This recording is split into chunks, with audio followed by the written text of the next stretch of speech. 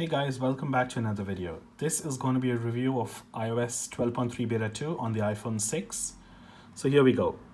Now the iPhone 6 currently in my hand is running iOS 12.3 Beta 2, the latest beta available for developers and public beta testers. So overall, I'm just going to give you a brief review of the way it's performing on the 6. And by first impressions, it's doing really well, much better than the iPhone 5S. I'm not having any overheating issues. I'm not having any aggressive RAM management issues. Performance and responsiveness of the entire system is really good. Let's begin with Geekbench. So I just ran a benchmark today. It's on 12.3 Beta 2. So here.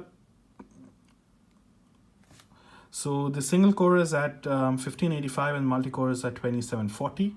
Now comparing that with a regular iPhone 6 on 12.2, the score has increased slightly, which is really good. Also in the multi-core, it's also increased pretty good. And this increase is much more compared to the increase between the regular 5S and the 5S on 12.3 Beta 2. And I feel that these numbers have quite translated into general good responsiveness of the entire device. Overall, camera responsiveness is also much better. Bring up the keyboard, launching apps, it's really quick, it's really decent.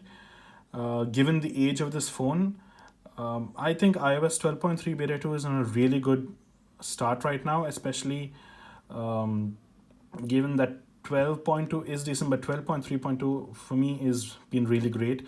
Now battery life, I cannot comment so accurately since my battery has been changed, so it's at 100%.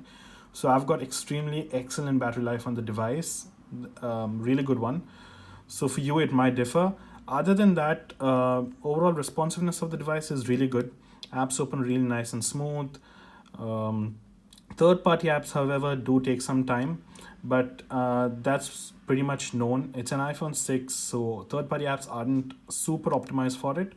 But once you get them ready and loaded into RAM, they're pretty much okay.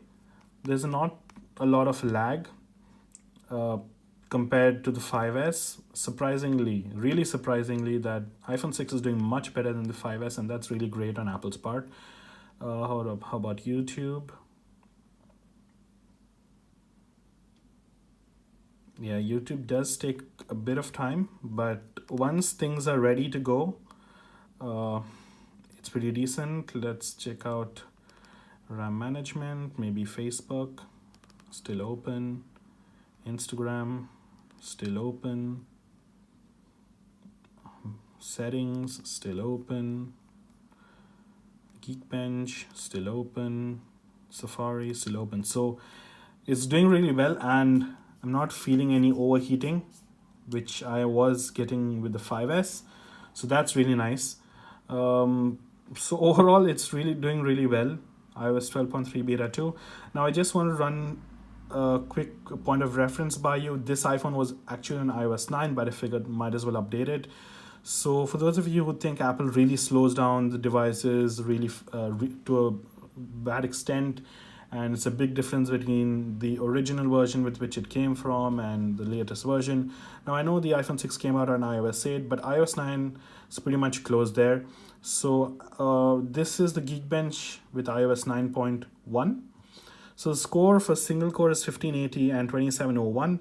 Now comparing this iOS 9 score with a regular iPhone 6 on 12.2, the difference isn't quite a lot. It's almost the same as when we compared a few minutes before between a regular 12.2 device and 12.3 Beta 2 right now. So the difference isn't quite a lot, which is really surprising. I thought it would be a pretty big difference, but it's pretty much the same as what we did with 12.3 Beta 2.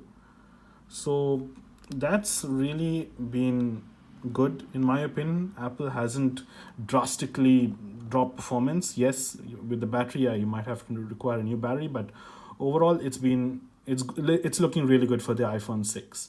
And I hope this continues. Stay tuned. I will keep you updated on the future betas on all the other devices as well.